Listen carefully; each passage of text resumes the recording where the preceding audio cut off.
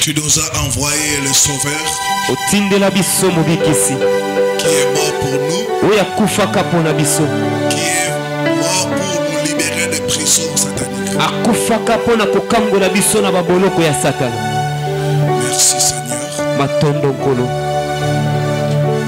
Nous recommandons encore cet instant où nous voulons t'écouter Seigneur. Continue à nous parler. Continue à nous révéler les mystères. Car il est écrit, vous connaîtrez la vérité et la vérité vous affranchira. Que la vérité puisse nous affranchir. Saint-Esprit de Dieu, nous voulons travailler avec toi. Glorifie Jésus. Nous jurons de te donner toute la gloire. Au nom de Jésus-Christ. Que le sang dise Amen. Amen. Acclamons le Seigneur. Gloire à Jésus. Amen. Amen.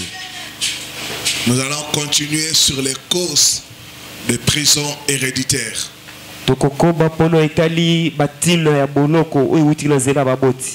Hier nous avons vu deux causes.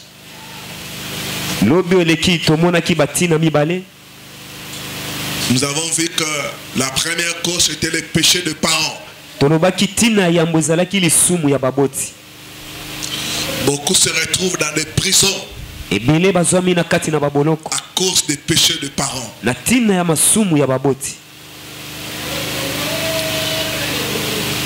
Deuxième cause, nous avons vu que les mauvaises dédicaces. Il y en a quand ils sont nés, on les a consacrés aux esprits de sirènes. D'autres on les a amenés dans les temples. D'autres on les a lavés avec l'os de chimpanzé. D'autres on les a fait des incisions. Les mauvaises dédicaces sont des choses qui nous bloquent, qui peuvent empêcher Dieu d'agir. Donc beaucoup sont nés en prison, mais ils ne le savent pas. Nous allons continuer ce soir pour donner la troisième cause. Et demain je parlerai de comment sortir de prison héréditaire.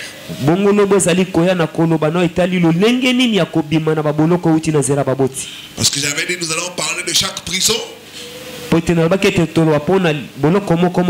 les causes et les remèdes. Amen. Amen. Je bénis le Seigneur pour ce qu'il est en train de faire. Il y a une femme qui suivait notre vidéo. Elle a été délivrée. Elle a vomi beaucoup de sang. C'était sa délivrance.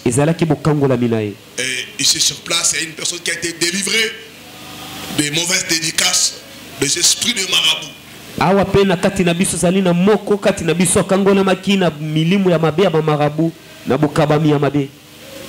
Bien-aimé, ce n'est pas seulement des temps de privation. Il faut libérer la foi pour voir la main de Dieu. Dieu n'est pas seulement un Dieu de près, il est aussi un Dieu de loin. Il peut te toucher, te délivrer au nom de Jésus-Christ. Troisième raison, troisième cause, c'est les alliances et les pactes. Josué chapitre 9, le verset 15, et puis nous lirons le verset 26 à 27. Nous pouvons nous mettre debout pour la lecture de la parole.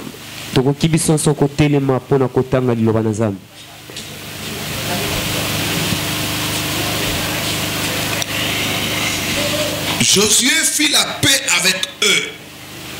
Josué azalaki na bokimia na bango. Il conclut une alliance par laquelle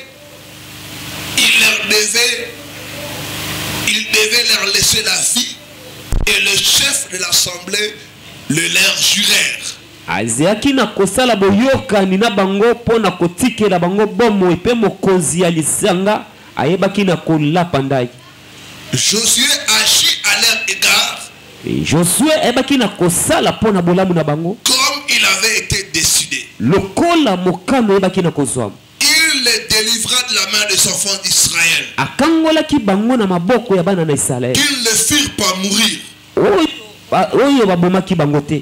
Mais il les destina de ce jour à couper le bois et à puiser l'eau pour l'assemblée. Zoka uta mukolo na pesa ki bango makoki wana kotoka mai pe ya kokataka bakoni pona lisanga. Et pour l'autel de l'Éternel dans le lieu que l'Éternel choisirait. Pe pona tempelo na netu na Nzambe na bisika oyo Nzambe ye moko ebaki na komiponela. C'est ce qu'ils font encore jusqu'à aujourd'hui. Ezali nde oyo bazali kosala kino lelo. Que Dieu bénisse sa parole. Amen. Nous pouvons nous asseoir.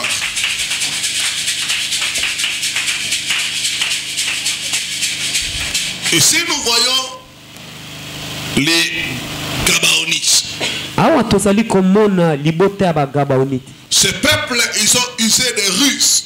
Libota na babaki na kosalela bilongi mibale. Ils ont menti aux enfants d'Israël. Bakosaki bana na Israël. Ils se sont déguisés. Babaki kom bomba bilongi na bango. Ils ont pris le pain qui était déjà sec. Le pain sec. Bazwaki lipo ezalaki ya kokauka. Et ils ont pris des chaussures qui étaient déjà usées. Bongo bazwaki na basapato ebebaki. Des habits déchirés. Bilambo ezalaki ya kopasuka. Ils sont allés se présenter devant les enfants d'Israël. Bakendaki komitalisa liboso ya bana na Israël. Et ils avaient appris Pe bayebaki na kozwa sango. comment l'Éternel agissait au travers son peuple Lolenge nini kolo badaki na kosala na kati ya libota na ye. pour détruire les nations Pona kobebisa bikolo. qui s'opposaient à la marche des enfants d'Israël. Oyo babandaki kotelemela bana na Israël. Alors ils se sont déguisés Bayebaki na komi bomba. pour dire aux enfants d'Israël, Pona koloba na bana na nous Israël. venons de loin. Touti mosika. Quand nous avons quitté notre pays, Tango totikaki ekolo na biso. notre pain était chaud. Lipa na biso ezalaki ya moto. Mais durant la marche, Nzoka na kotambolaka na le nzela. pain est devenu sec. Lipe ekomaki makasi. Nos chaussures ont été usées. Basapatu na biso ebebaki. Regardez nos habits. Botala bilamba na biso. En tout cas, nous voulons faire la paix avec vous. Na yango toli tosala kimia na bino. Dieu est avec vous. Nzambe azali longo na Les enfants d'Israël, bana na Israël. ne sachant pas Na koyebaka te. d'où venaient ces gens-là, Bisika nini batana bautaki. ils ont conclu l'alliance avec eux. Basalaki boyokani na bango.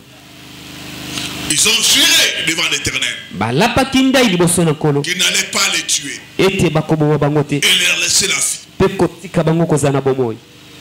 Après cette alliance-là, Na sima boyokani wana. 4 jours après, Mikolo mine na sima.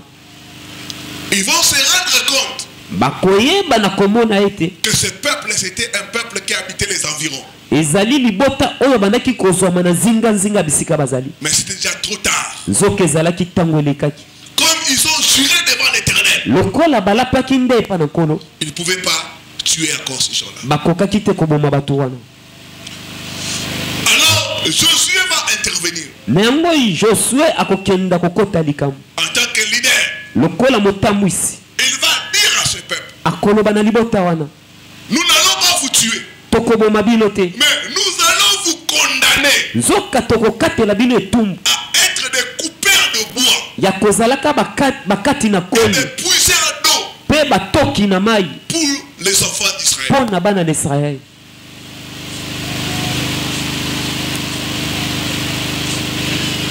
À cause de l'alliance qui vous lie avec Israël, Na tina boyokano ezali kokangisa bino na Israël. vous serez des coupeurs de bois, Bokozala bakati na bakoni. des puiseurs d'eau. Pe batoki na mai. En d'autres termes, vous serez des esclaves. Nelobeli mosusu etalisi ete bokozala baumbu. Bien-aimés moninga mikati na nos kolo parents, baboti na biso nos ancêtres bakoko na biso ont fait des choses. basalaka Ils makambo ont conclu des alliances. salaka boyokani Et dans ces alliances-là, pe na boyokani wana nous avons été inclus. tokotisama na kati. La Bible dit que jusqu'à ces jours, Biblia elobi ete kino na mokolo na lelo les Gabaonites bagabaonite sont des esclaves des enfants d'Israël. bazali baumbu ya libota na Israeli. Il y en a qui devaient être loin, Eza na baoyo bongaki bazala mosika qui devaient être des gens gros, ekozala bato minene mais à cause des alliances des parents, nzoka na ntina boyokani ya baboti ils mènent une vie d'esclavage. bazali kobika bomo ya boumbu. Ils sont réduits au statut d'esclaves. Bakitisama kino na eteni wana kimoumbu. Des gens qui devaient être des présidents, Bato bongaki bazala bakozi des ministres, bakambi ya ekolo sont réduits au simple rang des domestiques bakomi bato na se ya kosalaka misala à ndako cause des mauvaises na alliances. ntina na boyokani ya mabe. Bien-aimés dans le Seigneur, Moninga mikati na kolo une alliance dans une famille boyokani na kati ya libota dure éternellement. ewumelaka seko na seko. L'alliance peut parler plusieurs années après. boyokani ekoki koloba nsima na mibu ebele. Si vous avez des parents Soko ozali na baboti qui ont été dans l'occultisme, oyo bazwamaki na misala soloka ils font des alliances dans l'occultisme. basala boyokani na misala Et soloka souvent, ils livrent leurs enfants, mingi bayebaka na kokaba mbeka ils bana na bango livrent leur progéniture. bakabaka kitani na bango. Quand ils vont conclure ces alliances-là, Tango basalaka ils boyokani le wana font au nom de la famille. bayaka na kombo ya libota C'est pourquoi beaucoup de familles sont vendues. na yango mabota ebele etekama. Beaucoup de familles sont dans l'esclavage Mabota ebele ezwami na kimoumbu à cause des mauvaises alliances. na ntina ya boyokani ya mabe. Il a dit, vous connaîtrez la vérité Alors, et la baki- vérité vous affranchira. alobaki bokoyeba solo mpe solo ekokangola bilo. Je vois Dieu vous libérer au nom de Jésus. Amen. Les alliances amènent des malédictions sur plusieurs générations dans une famille. boyokani ememaka bilakeli mabe likolo ya bikeke ebele. Bien-aimés, molingami si dans votre racine il y a des alliances maléfiques, soki na mosisano oyo ezali na boyokani ya satana sachez que vous êtes en prison yeba tozwami na boloko et que vous avez besoin de la délivrance. mpe ozali na posa bokangolani. Les Gabaonites étaient réduits à un statut inférieur bagaboniti bazalaki bato bayaki na kokitisama na eteni ya se à cause des mauvaises alliances. na ntina ya boyokani ya Il y en mabe. a qui sont condamnés au célibat eza na baoyo balakelami mabe na kimozemba à cause des mauvaises alliances de leur famille. na ntina boyokani ya mabe ya mabota na bango. Il y en a qui sont condamnés à la mendicité eza na baoyo balakelami mabe na kosengaka à cause des mauvaises alliances de leur famille. na ntina boyokani mabe ya mabota na bango. Bien-aimés, molingami dans l'alliance, il y a l'échange. na boyokani ezali nde kobongolelisa makambo. Vous donnez quelque chose, opesi eloko on mosusu vous donne en retour quelque chose. na nsima yango nazelana mpe bazongiseli yo mosusu. Dans l'alliance, on sacrifie quelque chose. na boyokani bayebaka kotumba mbeka eloko moko. Il y a beaucoup de familles qui sont sacrifiées ezali na mabota ebele oyo eleka mbeka à cause des alliances maléfiques. na ntina ya boyokani ya mabe. Comment expliquer dans une famille lolenge nini tokoki koloba na libota moko une maman qui a 6 grandes filles, mama oyo azali na bana ne ya basi ya minene tous motomba ont étudié au niveau universitaire, bango nyonso basilisa na bakelasi ya likolo mais personne n'arrive à se marier. nzoka moko te kati na bango aza kokoka kobala. Quand on entre en profondeur, ntango tokoti na mozindo on trouve que la maman est dans la sorcellerie. tomoni ete mama azwami na kindoki.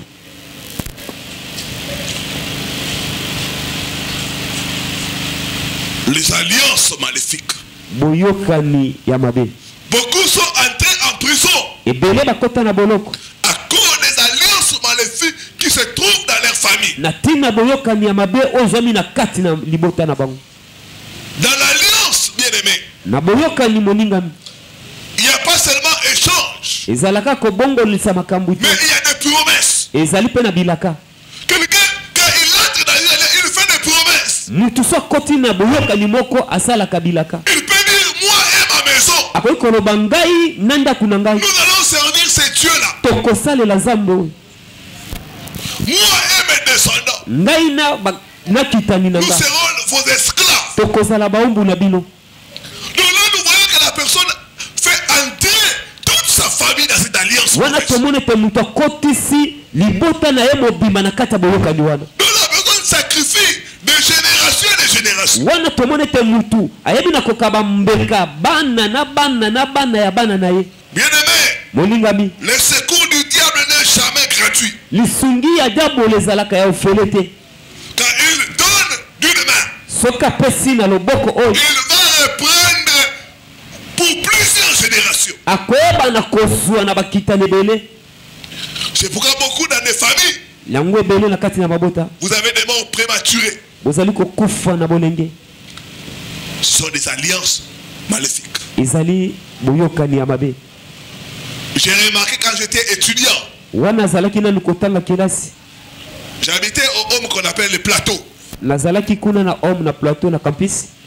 Et tout près de cet homme-là, il y a le plateau de professeurs. Bongo zinga na etelo wana ezalaki na bandako ya balakisi. J'ai remarqué beaucoup d'enfants de professeurs universitaires Namonaki ete bana ebele ya balakisi ya université ont des problèmes mentaux. baza na makambo na mitu na bango. Vous remarquerez des enfants Okomona ete bana retardés mentaux, mayele na bango ezali nsima. soit des enfants qui souffrent de folie. To mpe bana oyo bazali kobela bokono ya liboma.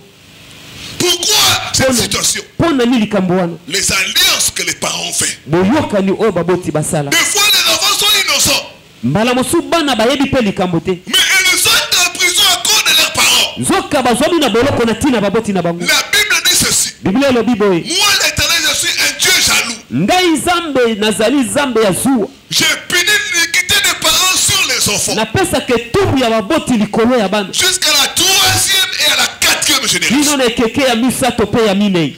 Bien-aimés dans le Seigneur, Boningami kati na les kolo. alliances maléfiques Boyokani ya mabe de nos parents ya baboti na biso peuvent nous condamner à des mauvaises choses. ekoki kokatela biso etumbu ya makambo ya mabe.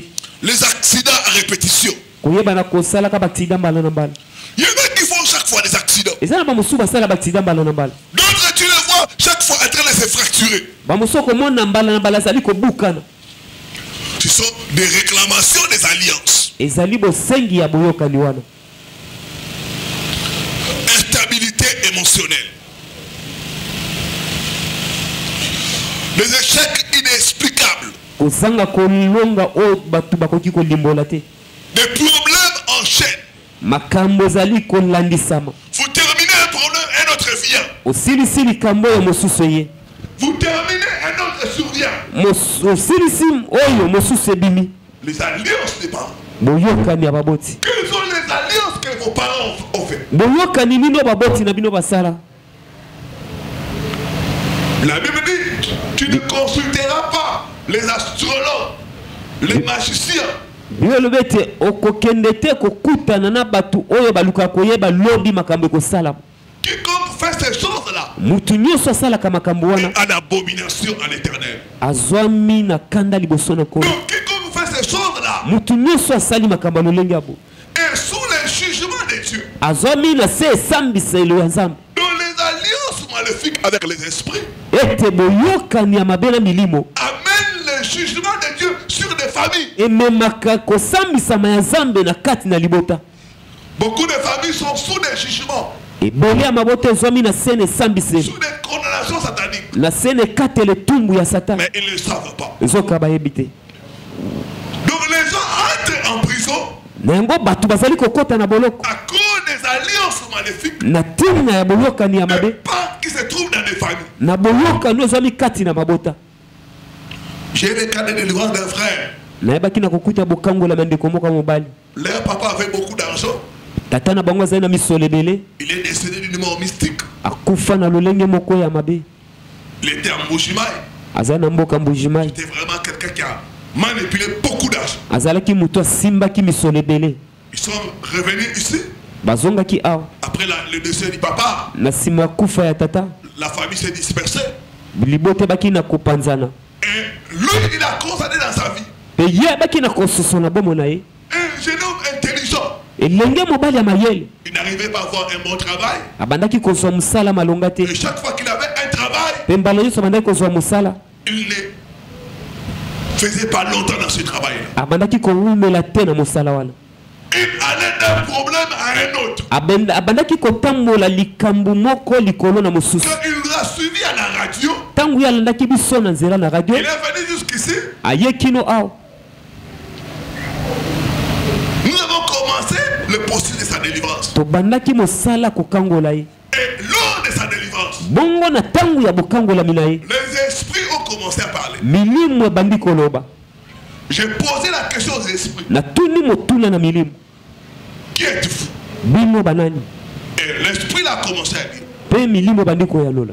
je suis le féticheur de son père. nazali nganga ya tata na ye. C'est moi qui ai donné beaucoup d'argent à son père. ngai nde napesaka misolo ebele mpa na tata na ye. Je lui ai dit, toi le féticheur, qu'est-ce que tu fais dans ce corps? natuni moto obi yo nganga ya tata na ye ozali kosala nini na nzoto oyo. Il dit, alobi son père me les a livrés. Ils sont à moi. tata na bango akabelaka nga bango bazali ya ngai. Tous dans la famille, ils m'appartiennent. bango nyonso libota bazali ya On ngai. a fait alliance. tosalaka boyokani.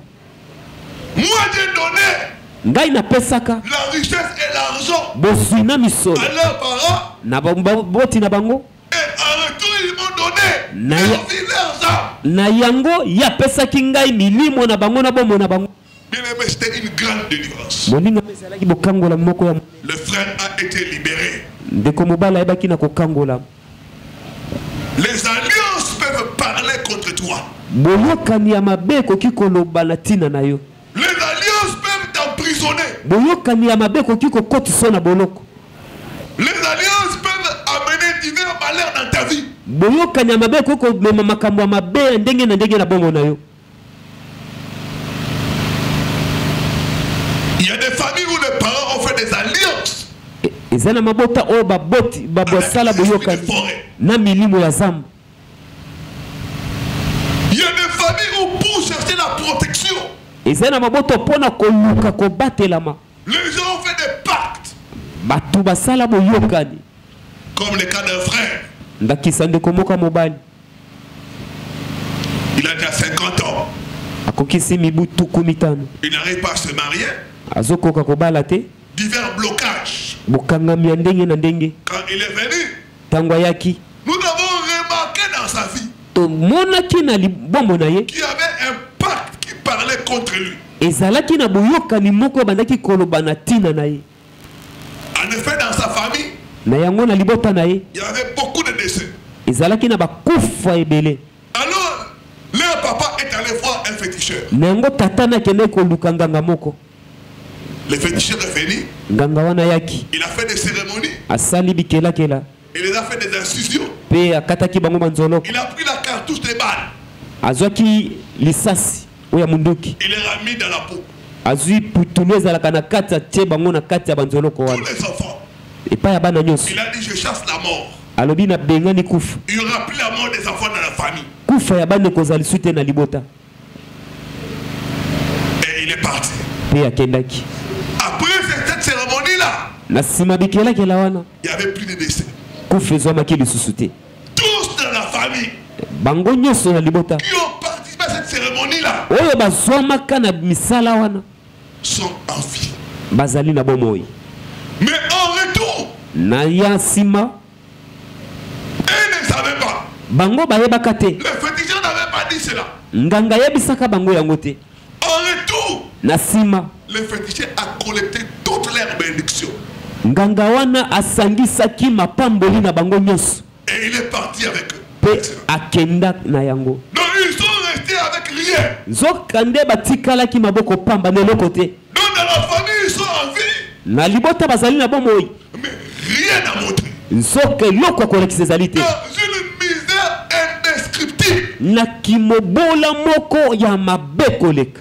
Personne n'essaie de réussir dans la famille. mutu azali kokoka kolonga na libota wana azali te. Parce qu'il y a eu échange. po ete babongolisaka Le makambo. féticheur leur a donné la protection. nganga apesaki bango kobatelama. Il a pris leurs étoiles. azwi mizoto na bango. Et par conséquent, na yango dans la famille, il n'y a pas la prospérité. Na libota bofulu kezalité. Il n'y a pas le mariage. Mabale Il n'y ezalité. a pas la réussite. Bolonge ezalité. Je ne sais pas les alliances qui ont été faites dans ta famille. Na yebito boyoka no salama na libota na yo. Durant ces 21 jours, Na mabongisi oyo. les alliances seront brisées au nom de Jésus. Amen. Les alliances seront brisées au nom de Jésus. Amen. Les alliances seront brisées au nom de Jésus. Amen. Dis après moi, au nom de Jésus, Au nom de Jésus. j'annule les alliances que mes parents ont fait. Les alliances que les parents ont fait. J'annule cela au nom de Jésus. J'annule cela au nom de Jésus. J'annule cela au nom de Jésus. J'annule cela au nom de Jésus. Je brise le pacte avec le monde des ténèbres. Je brise le pacte avec le monde des ténèbres. Au nom puissant de Jésus. Au nom puissant de Jésus. Je sors des alliances de ma famille. Je sors des alliances de ma famille. Au nom puissant de Jésus. Au nom puissant de Jésus. Il y a des familles Izana mabota. où on vient te dire, O bakoya koyebisa yo. dans notre famille c'est comme ça. Na libota na biso ezalaka bongo. Tu ne peux pas aller au-delà. Oyi kokende libanda te. Sinon tu vas mourir. Soki tokokufa. Il y a des familles où c'est comme ça. Izana mabota o ezali bongo.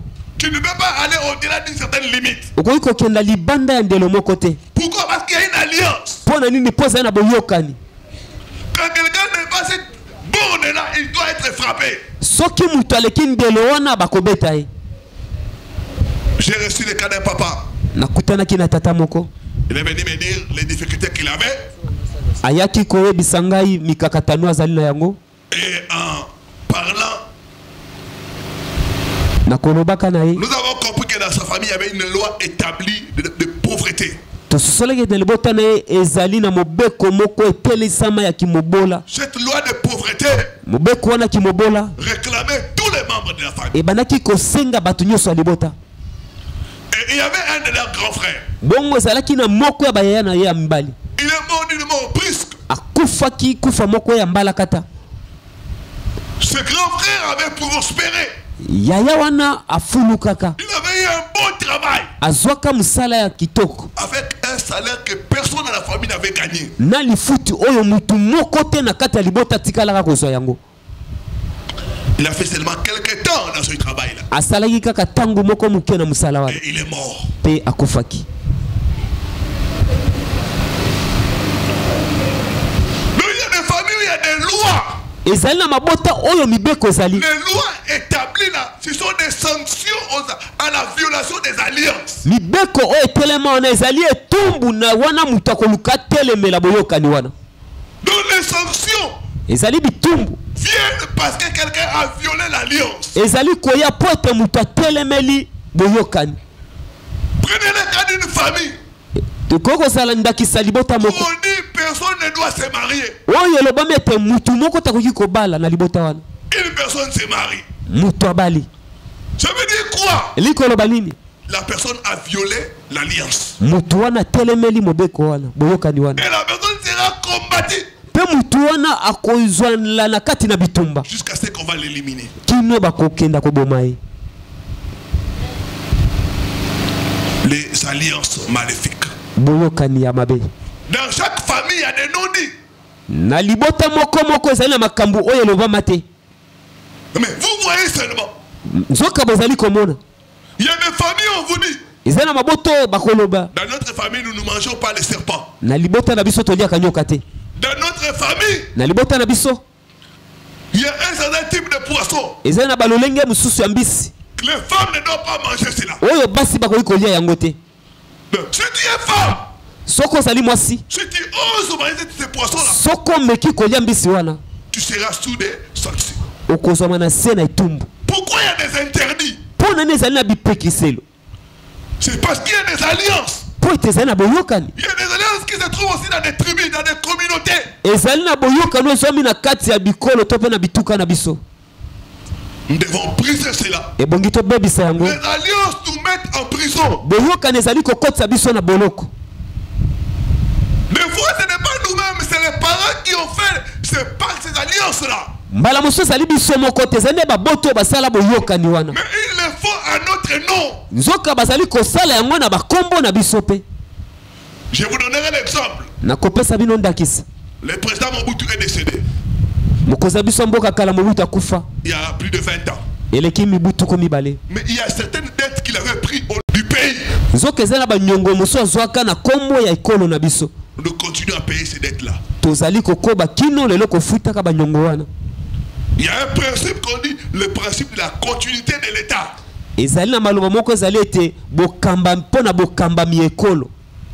Lui, il est parti. Mais ces dettes-là, nous devons continuer à payer cela. Des fois, tu es là. Tu es en train de payer les dettes de ta famille. À cause des alliances qui ont été faites. Beaucoup sont en train de payer les pots cassés. Les pots cassés de la famille. Il y a des gens qui ont cassé les pots. Mais toi, tu es en train de payer la facture. Au nom de la continuité de la famille. Dis après moi, au nom de Jésus. Au nom de Jésus. Je refuse de payer pour ce que je n'ai pas acheté. Je refuse de payer pour ce que je n'ai pas acheté. Je ne t'entends pas bien. Je refuse de payer pour ce que je n'ai pas acheté.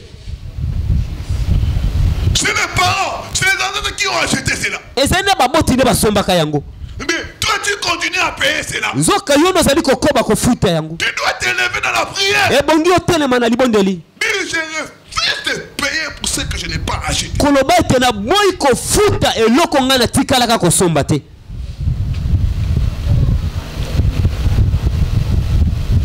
Donc quand quelqu'un fait l'alliance dans le monde des ténèbres, il fait au nom de sa famille. C'est pourquoi nous devons prier pour annuler toutes les alliances que nos parents, nos ancêtres ont fait pour nous vendre, pour nous condamner au célibat, à la pauvreté, à l'instabilité. Il y en a qui ne comprennent pas pourquoi les bonnes choses sont loin d'eux. Il y a des femmes qui ne comprennent pas pourquoi elles ne font que rencontrer des hommes qui sont dans la sorcellerie, dans l'occultisme.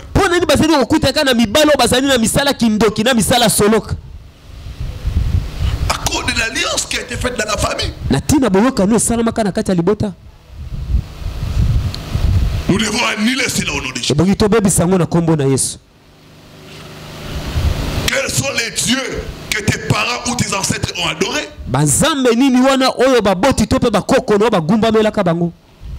Que signifie le nom de ta famille?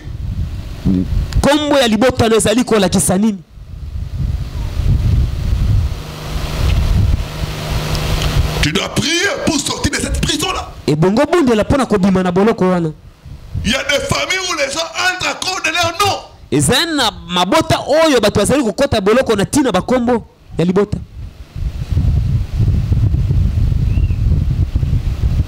J'ai reçu le cas d'un frère. On lui a donné le nom de Chibola.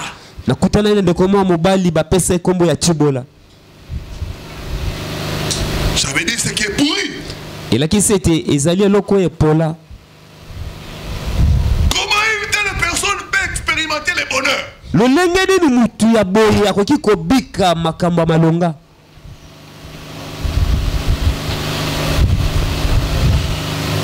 Ce sont des prisons, ce sont des alliances. D'autres tu verras. On lui donne le nom de pleurs.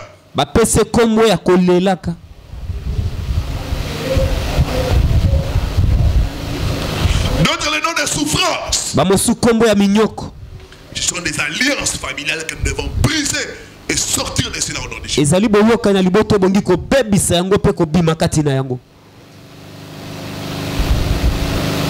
Dis après moi, au nom de Jésus.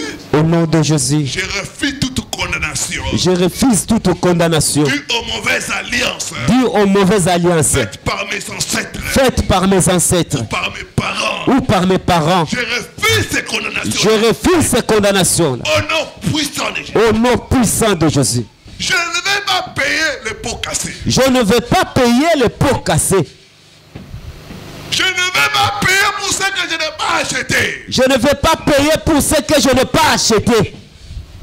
Je sors des alliances de ma famille. Je sors des alliances de ma famille. Au nom de Jésus-Christ. Je sors des alliances de ma communauté. Je sors des alliances de ma communauté.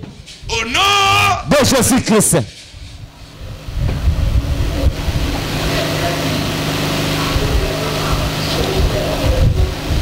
Dans les alliances, il y a des transactions.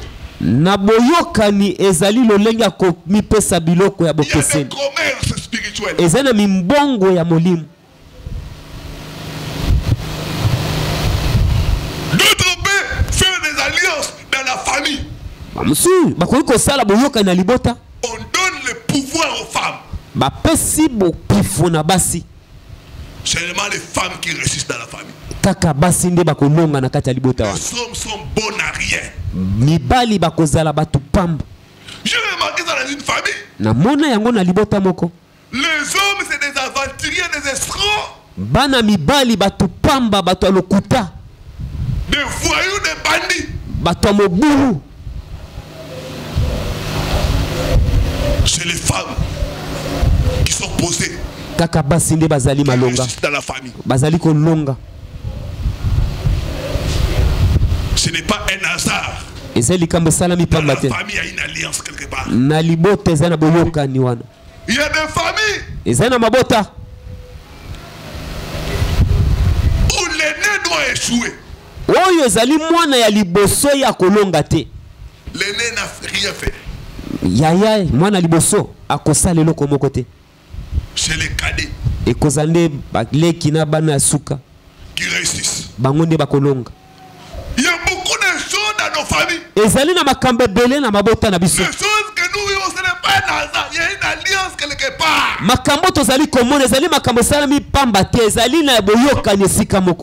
y a des alliances cachées. Dieu doit t'ouvrir les yeux. Dis après moi, Seigneur, ouvre mes yeux. Seigneur, ouvre mes yeux. Montre-moi les alliances cachées de ma famille. Montre-moi les alliances cachées de ma famille. Au nom de Jésus-Christ. Jacob ne savait pas Jacob que dans la famille il voulait épouser. Il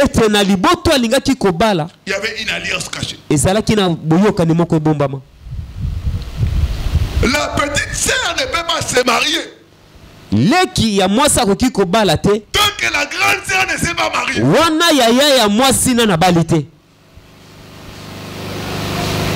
Imaginez un peu. Si la grande sœur ne se marie pas, toute la famille, personne ne va se marier.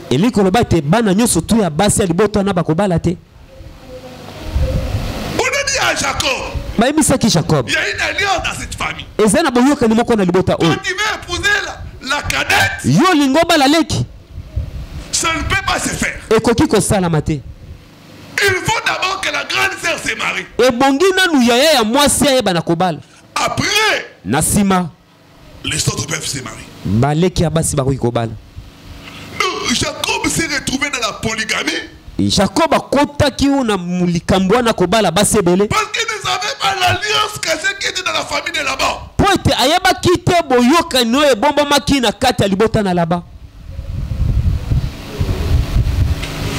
Donc dans cette famille-là, il faut d'abord l'aîné se marie. Après les autres vont suivre. Jacob va être étonné les jours de noces. On lui donne la grande sœur. Jacob et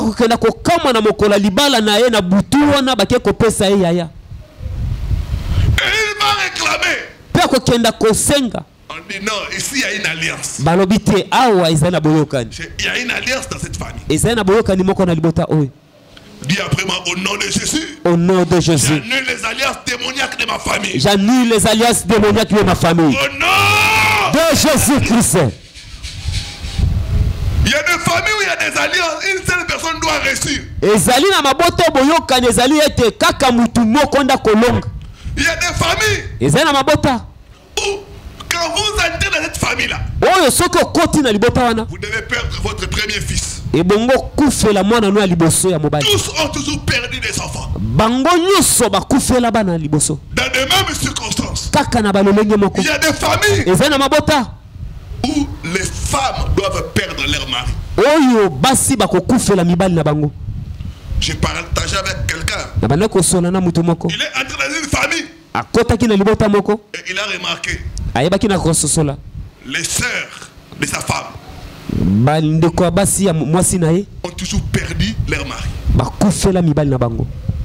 Les cousines, la même chose. Bana pe ya banoko ya mwasi na ye ndenge moko. Donc, il y a des veuves dans la famille. Ezali na baso bakufela mibali na kata libota. Elles sont nombreuses dans la famille. Basale belé na libota wana. Et le frère a commencé à être combattu par l'esprit de mort. Bongo ndeko na komaki ko bunisama na molimo na kufu. On lui a jeté diverses maladies Babokela kaye babokona ndenge na ndenge. pour l'éliminer. Pona kolongola ye. Pourquoi? Parce qu'il y a une alliance dans la famille. Pona ne posa na boyoka na kata libota. Cette alliance stupide, Boyoka ni wana. si vous vous mariez dans cette famille-là, Soko bali na libota si wana. tu es un homme, Soko zali mobali. après un certain temps, tu dois mourir. Na mwasi matango koyeba na kokufa. Bien aimé, il y a beaucoup d'alliances dans nos familles. Molinga meza na boyoka ne belé na mabota na biso.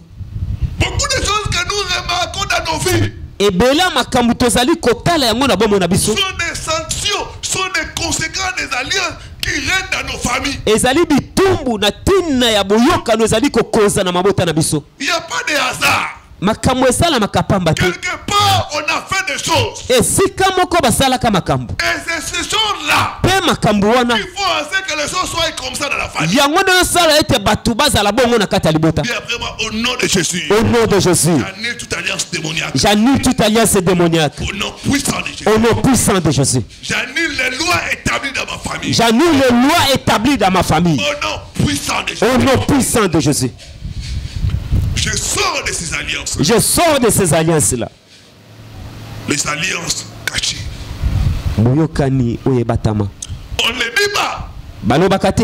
Mais c'est ce qui s'est fait dans la famille. Nzoka yango nezali kosalama na Il kati y ya a des libota. familles où quand une femme va au mariage, on doit la renvoyer. Ezali na mabota ete soki mwasi mwake na libale bakobenga na ye. Il y a des familles Ezali na mabota où les femmes qui sont mariées légalement oyo baso babala na lolengo esengeli n'arrivent pas à avoir des enfants.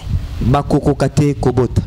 Dans cette famille-là, Na libota wana tu peux engrosser une femme. oyo na kotia mwana mwasi zemi Vous aurez des enfants facilement. bokobota na bopete. Mais quand tu donnes la dot, Nzoka soko pesi misolono ya libala on ferme les entrailles.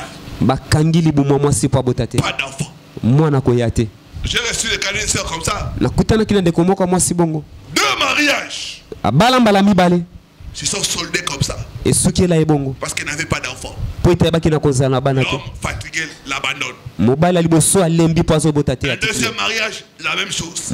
Libala mibale pe kaka bongo 10 ans, mibu zomi pas d'enfants, l'homme abandonne. azobota te mobali asundoli ye.